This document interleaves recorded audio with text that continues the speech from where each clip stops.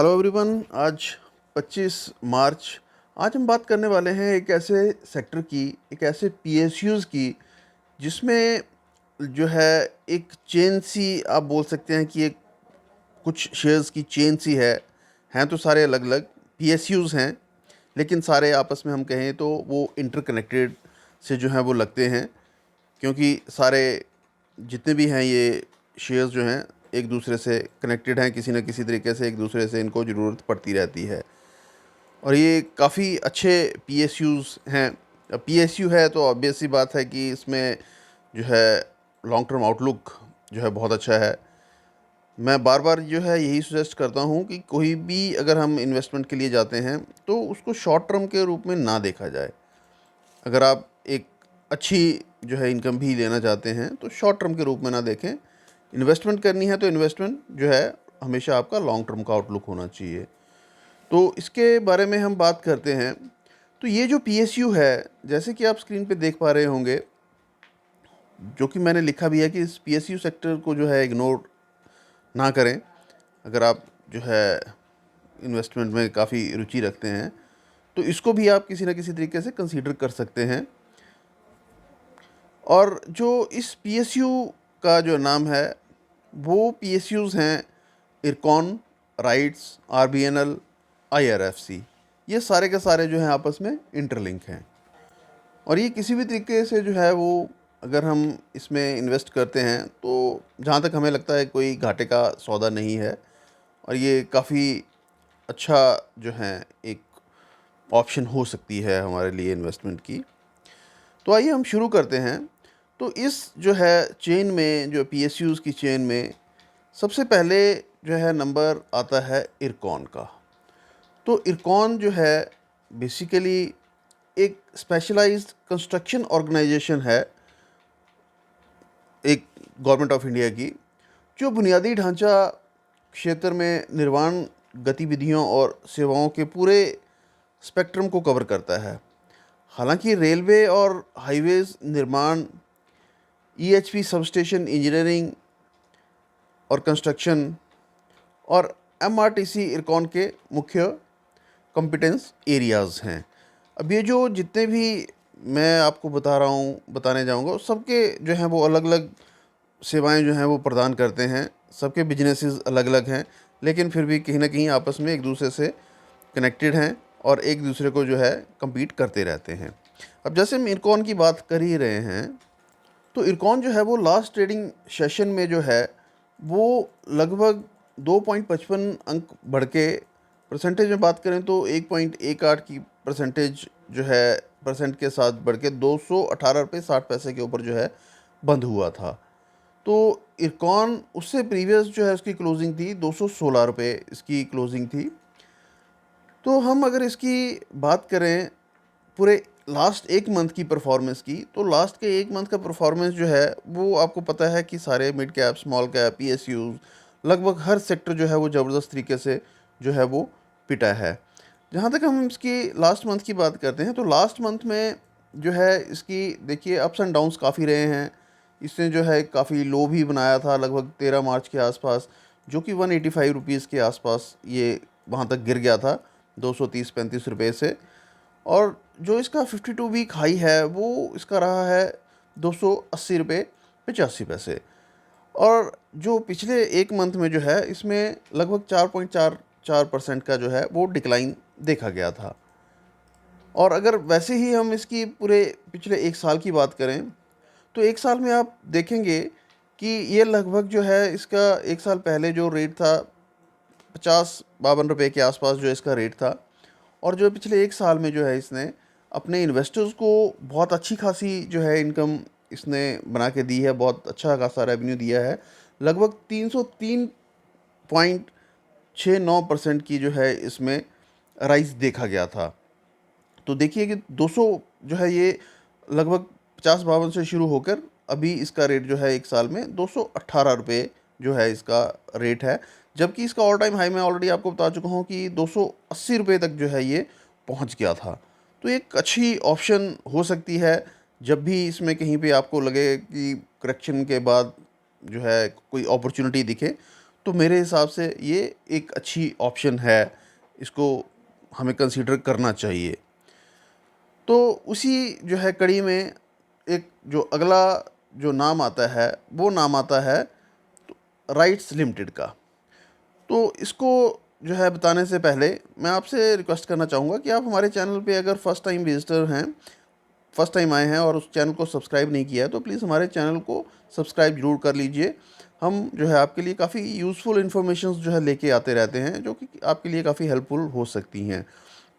साथ में ये भी आपको बताता चलूँ कि हम जो है जो अपने वीडियोज़ जो हैं वो करंट सिनेरियोज़ और फैक्ट्स के ऊपर बनाते रहते हैं। तो जो है आप इन्हें जो है कंसीडर कर सकते हैं सिर्फ अपनी रिसर्च के लिए। हम ये नहीं कहते हैं कि आप जो है हमारे वीडियोस के ऊपर आप निवेश करिए, हमारे वीडियोस की जो है देखकर आप निवेश कीजिए। हम सिर्फ आपके लिए अपनी राय लेके आते रहते हैं। तो अभी हम जैसे बात कर रहे थे राइट्स लिमिटेड की, तो राइट्स लिमिटेड जो है रेल मंत्रालय के तहत एक नवरत्न और शेड्यूल ए सेंट्रल पब्लिक सेक्टर इंटरप्राइज है। तो राइट्स भारत में ट्रांसपोर्ट कंसल्टेंसी और इंजीनियरिंग क्षेत्र में एक अग्रणी प्लेयर है, जो एक ही छत के नीचे डिफरेंट टाइप की सेवाएं जो है वो प्रदान करने में सक्षम है और प्रदान करता भी है। Railways, highways, metros, tunnels, bridges, urban engineering, sustainability and green mobility, airports, ports, ropeways, institutional buildings, inland waterways आदि जैसे विभिन्न क्षेत्रों में सेवाओं के विविधीकरण और जियोग्राफिकल रीच के मामले में राइट्स को जो है एक विशिष्ट स्थान दिया गया है और उसको विशिष्ट स्थान पर रखा जाता है। अब राइट्स को जो है हम इसको कुछ ग्राफ के माध्यम से भी समझते हैं। जो लास्ट ट्रेडिंग सेशन जो था इसका, उसमें जो है इसका लगभग 10.85 अंक के साथ इसमें बढ़ोतरी हुई थी, जो कि परसेंटेज की बात करें तो 1.69% बैठता है। और इसकी जो क्लोजिंग जो थी लास्ट ट्रेडिंग सेशन में, वो 654 रुपये में जो इसकी क्लोजिंग हुई थी। तो और जो इसका अगर ऑल टाइम हाई हम देखते हैं, सॉरी 52 वीक हाई अगर हम देखते हैं, तो वो है 825 रुपये और अभी इसका रेट चल रहा है 652 रुपये। तो लगभग जो है ये पौने 200 रुपये के आसपास जो इसका गैप है। और इसका जो 52 वीक जो है वो भी आप ध्यान रखिए, 52 वीक था 337 रुपये। तो ये भी एक जो है बहुत अच्छी ऑप्शन है एज अ PSU, क्योंकि PSU जो है हम मानते हैं कि थोड़े रिलायबल होते हैं। तो ये भी जो है अगर कुछ थोड़ी बहुत करेक्शन आती है तो हम इसको भी कंसीडर कर सकते हैं अपने पोर्टफोलियो के लिए। तो इसमें अगर हम पिछले एक महीने की बात करें, तो इसमें भी जो है पिछले एक महीने में काफ़ी डिप्स जो है हमें देखने को मिले थे। तो इसमें जो है लगभग जो है इसने पिछले एक महीने में 800 रुपये के आसपास जो है इसने टच किया था। और जो इसका पिछले एक महीने में जो लो रहा था, लो भी जो है इसका 13 मार्च को रहा था। जैसे कि 13 मार्च को हमने इरकॉन का बताया, तो इसका भी 13 मार्च को जो सबसे ज़्यादा लो था वो था 585 रुपीज़, जो कि एक काफ़ी अच्छी करेक्शन लोगों को जो है लो में अपॉर्चुनिटीज़ जो हैं वो हो सकती हैं कभी कभी हमारे लिए। तो वो एक अपॉर्चुनिटी थी, क्योंकि 585 जो है काफ़ी जो है इसका कम रेट था 13 तारीख को। बट इसमें अप्स एंड डाउन्स जो हैं वो काफ़ी देखे गए हैं। लेकिन पिछले एक महीने में जो है इसने अप्रॉक्सीमेटली 14% के आसपास जो है वो डिक्लाइन देखा है अपना। अब अगर हम इसकी पिछले एक साल की बात करें, तो पिछले एक साल में अप्रॉक्सीमेटली 350 पौने 400 के आसपास जो है इसका रेट था। और जो है देखिए जो है आप देख ही पा रहे होंगे कैसे अप्स एंड डाउन्स इसमें काफ़ी रहे हैं। और लगभग जो है 24 जैन फेब के बाद तो इसका जो है एक रॉकेट की तरह ही ये बन गया था। इसने अपना ऑल टाइम हाई भी अचीव किया। और जो है पिछले एक साल में इसने लगभग 82.61% जो है अपने इन्वेस्टर्स को जो है वो रिटर्न इसने प्रदान की है। उसका मिड कैप जो है, सॉरी मार्केट कैप भी ठीक ठाक है। 15,700 15.74 जो है करोड़, हज़ार करोड़ जो है इसका मार्केट कैप है। तो इसको भी हम अगर चाहें तो कंसीडर कर सकते हैं, क्योंकि ये सारे आपस में इंटरलिंक हैं। एक को अगर ऑर्डर मिलता है तो फ़ायदा जो है लगभग सबको जो है वो मिलता है यहाँ पर। तो इसी कड़ी में हम आगे बात करते हैं एक बहुत ही जो है इसी PSU सेक्टर में उम्दा शेयर की, जो कि है RBNL। तो RBNL जो है रेल विकास निगम लिमिटेड, एक सेंट्रल पब्लिक सेक्टर इंटरप्राइज का एक उद्यम है जो कि project management and transportation infrastructure development के लिए रेल मंत्रालय की निर्माण शाखा के रूप में काम करता है। अब आरबीएनएल जो है, आरबीएनएल के पास बहुत बड़े बड़े ऑर्डर्स इस टाइम आ रहे हैं। तो इसकी अगर हम पिछले महीने की बात करें, पिछले महीने के मार्च की बात करें, तो 5 तारीख से लेके और जो है 17-18 तारीख तक जो है, ये ऑलरेडी जो है इसी महीने में 25,000 करोड़ की जो है अपनी ऑर्डर बुक जो है ये ले चुका है। 25,000 करोड़ के आसपास जो है इसको ऑर्डर्स जो है ऑलरेडी मिल चुके हैं, इनकी किटी में जो हैं ऑर्डर्स पड़े हुए हैं, जो कि एक बहुत बड़ा अमाउंट है। अब इसके हम थोड़े से ग्राफ के बारे में भी बात कर लेते हैं। तो ग्राफ देखें इसका, तो पिछले एक महीने में इसने बहुत ज़्यादा जो है उतार चढ़ाव देखे हैं। लेकिन हम जो है लास्ट ट्रेडिंग डे की बात करें, तो लास्ट ट्रेडिंग डे में जो है इसमें थोड़ी सी बढ़त देखी गई थी। तो 5.20 अंक की इसमें बढ़त देखी गई थी। ओवरऑल अगर हम परसेंटेज की बात करें तो 2.13% जो है इसमें बढ़त के साथ जो है ये 249 रुपये 70 पैसे के ऊपर जो है ये बंद हुआ था। और इसका अगर हम ऑल टाइम हाई की बात करें तो ये भी जो है ऑल टाइम हाई जो है 345 रुपये जो है ऑलरेडी ये टच कर चुका है। और जो 52 वीक लो जो है वो 63 रुपीज़ जो है इसका आ चुका है। तो ये भी एक जो है बहुत ज़बरदस्त मल्टीबैगर साबित होने वाला पीएसयू का एक स्टॉक है, जो कि पिछले कुछ दिनों में बहुत चर्चा पे है। लगभग हम बोल सकते हैं कि पिछले कुछ टाइम से ठीक ठाक चर्चा में चला हुआ है, और इसको ऑर्डर्स के ऊपर ऑर्डर्स जो हैं वो मिल रहे हैं, क्योंकि ये इंफ्रास्ट्रक्चर जो है बेसिकली उसमें जो है काम करता है। ये सेमी जो है अभी आपकी वंदे भारत आ रही है, सेमी बुलेट ट्रेन, अब बुलेट्स जो है बुलेट ट्रेन जो आ रही हैं उनके ऊपर भी ये काम कर रहा है। तो लगभग सबसे ज़्यादा ऑर्डर्स जो हैं वो इसी को मिल रहे हैं। अब जैसे राइट्स जो है, राइट्स जो है वो बेसिक राइट्स, और इरकॉन जो है वो बेसिक रेलवेज जो हैं वो उसके ऊपर काम करते हैं, इंफ्रास्ट्रक्चर के ऊपर काम करते हैं। जबकि आरबीएनएल जो है ये सेमी स्पीड और हाई स्पीड जो है ट्रेन्स के ऊपर भी जो है ये काम कर रहा है, मेट्रोज़ के ऊपर ये बहुत ज़बरदस्त काम कर रहा है। तो इसके लिए जो है इसको सबसे ज़्यादा ऑर्डर्स मिल रहे हैं, और सबसे ज़्यादा डिमांड में भी ये जो है शेयर है। तो अभी इसकी हम अगर पिछले एक महीने की बात करें तो पिछले एक महीने में बाकी सभी पीएसयूज़ की तरह और मिड कैप और स्मॉल कैप की तरह इसमें की भी ठीक ठाक जो है इसकी भी धुलाई हुई है। और वहीं जो है अगर हम बात करते हैं तो इसकी भी 13 मार्च को अगर देखें तो ये 222 रुपये पे जो है आ पहुंचा था। और आप देख ही रहे हैं इसमें अप्स एंड डाउन्स जो हैं बहुत गए हैं।